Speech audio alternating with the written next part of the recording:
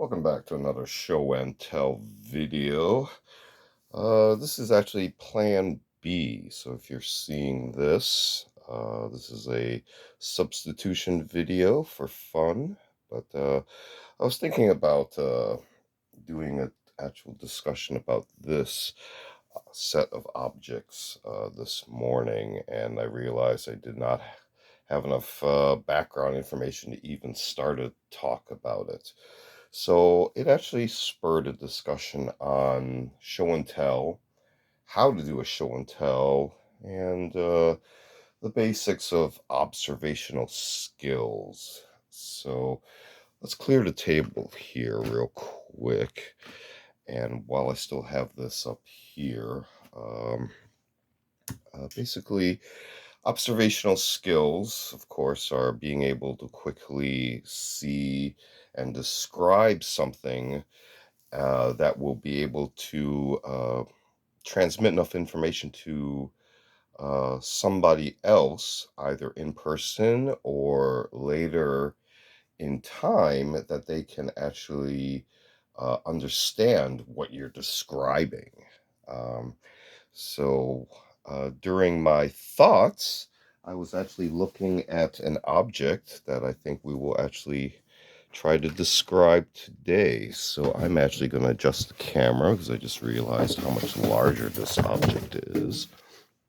And in a little humorous vein, we're going to talk about quick ways to describe something, make observations quickly, and follow a general process. And there are training classes that you can take. Also, depending on what career you may follow later in life, there actually is training provided by your various governments on various levels, depending on technical skills needed, as well as private sector jobs that will train you on things to always observe and look for, whether it be safety issues, quality issues, uh, what is wrong with this picture, as well as, again, government and military. So, particular military, they have a very special set of observational skills because of the applications involved, obviously. But on a lighter note, let's see what we can observe about Panda. So, things that are, when approaching something that you really have no knowledge about, I always go for dimensions. So, you know, you can measure something really quickly. This is approximately, you know, 8 inches.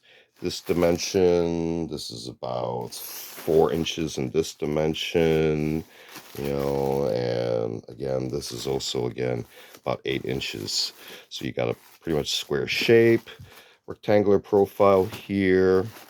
And then you get into other aspects. You've got size, you've got various pigments and colors involved. Now, remember, there are colorblind people of various degrees. There is not just one type of color blindness, there's actually different types of color blindness. So, given that, it's still important to describe what you see. So, I see a predominantly blue, some applications of a red or pink or magenta. I'm very hesitant to use the artsy type color names, so I typically stick to Roy G. Biv, red, orange, yellow, indigo, that sort of thing. Again, Roy G. Biv, the color spectrum. And even though it appears white, a closer observation, of course, this is clear packaging. So the best way to accurately describe this is clear packaging, white colored contents, okay? And then quickly describe, yes, there are texts, for example, the brand name Panda. Uh, ultra premium, soft and strong. Other highlighted information, things like 3 times thicker, septic safe, and detailed dimensions, which actually help you while shopping for deals because you can actually see various totals that will give you, quick analysis. Always helps to have a pocket calculator or use your smartphone calculator app to quickly know whether or not you're paying more per unit for something of the same quality, or whether you're willing to sacrifice or lesser or demand higher quality and willing to pay more, etc. But 4 double plus rolls, you can say, hey, we have a logo here on the side, with illustration. Our illustration is a panda holding part of the product. They appear not necessarily amused, but in a state of pleasantness. I don't know how to describe that. On the back, uh, it's simply the Stroff test, and that's trademarked. So that's interesting. Panda bath tissue is inspired by giant pandas.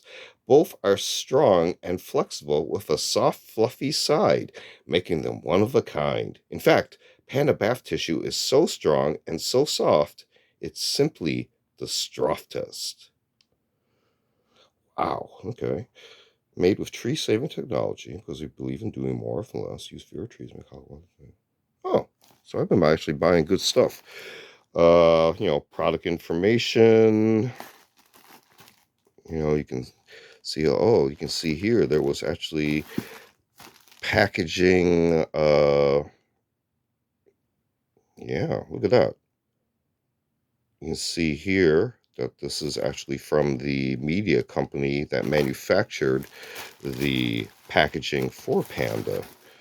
So there's little details you can always discuss and mention, that could convey information to somebody who cannot actually visualize the product in front of them.